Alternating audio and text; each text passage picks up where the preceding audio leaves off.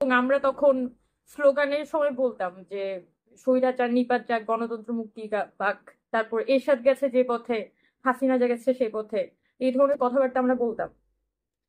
But not in my life. আমি কখনো imagine করি নাই, যে আমি কোনো ভাবিই নাই আমার জীবনে এই ধরনের কোনো দৃশ্য আমি দেখবো।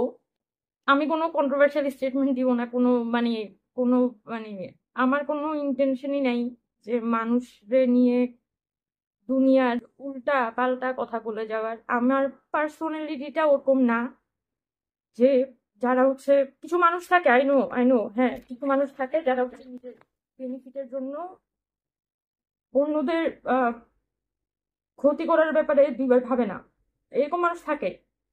But unfortunately I am not one of those যারা হচ্ছে নিজের বেনিফিটের জন্য আরেকজন অন্য মানুষের ক্ষতি করতে খুবই ইয়ে সো সেজন্য আমি কথা বলার, সবসময় কথা বলার ব্যাপারে ইভেন আমি যখন চিন্তা করি তখন তখন আই ট্রাই যে আমি যাতে মানে অন্য মানুষদের প্রতি সর্বোচ্চ শ্রদ্ধা বা সম্মানটা রেখে কথা বলতে পারি। সো ট্রাই, আমি আমার জায়গা থেকে সর্বোচ্চ চেষ্টা করবো যে আমি কাউকে যাতে ওই ডিসহার্ট বা কাউকে যাতে কোনোভাবে অসম্মান না করে করি। ঠিক আছে, আমার অসম্মান করার আসলে কোনো উদ্দেশ্য নাই, ইচ্ছাও নাই। আমি জাস্ট হচ্ছে, আমি এত, আমার মাঝে মাঝে অদ্ভুত অবাক লাগে, এত অবাক লাগে যে হ্যাঁ, মানে ফেরদৌস হচ্ছে আমাকে, এটা কোন ফেরদৌস? এটা কি ইউনিভার্সিটির ফেরদৌস? সে কি আমাকে ফেরদৌসে রাখতেছে? No, I am not a saint and you are ain't either. So এখানে কেউ কাউকে সাথী সন্ন্যাসী ভাবার আসলে কোনো কারণ নেই, কারণ নেই আর কি।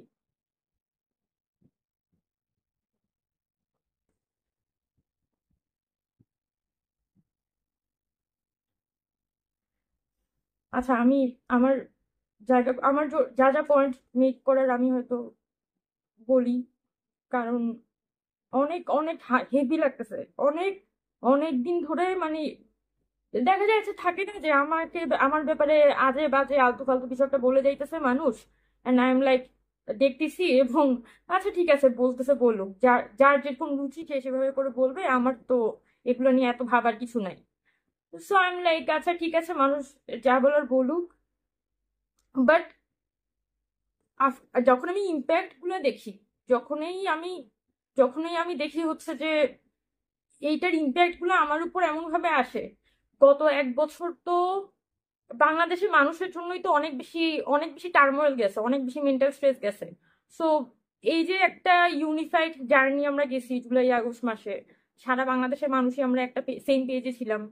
So why stretch that thing? দরকার কি এখন এসে এগুলাকে ফার্স্ট স্টেজ করার? কোনো দরকার নাই তো। বাট এখন এসে আমি যেটা খেয়াল করছি, এই পুরো জিনিসটা না আমার উপরে হেভি হয়ে যাচ্ছে। মানে আমার উপরে অনেক বেশি হেভি হয়ে যাচ্ছে। মানে মনে হচ্ছে মাথা কেটে যাচ্ছে। মানে কি, what can I do about it? মাথা কেটে যাওয়ার ব্যাপারে আমি বসে আছি নিচে।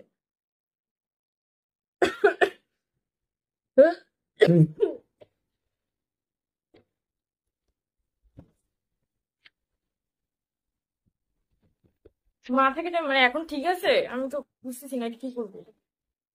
সাউন্ড ঠিক করবো কিভাবে করে? আমার হেডফোন নাই।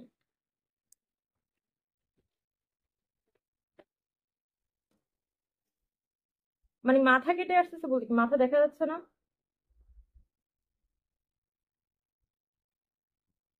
উফ, মাই গড, যাচ্ছে।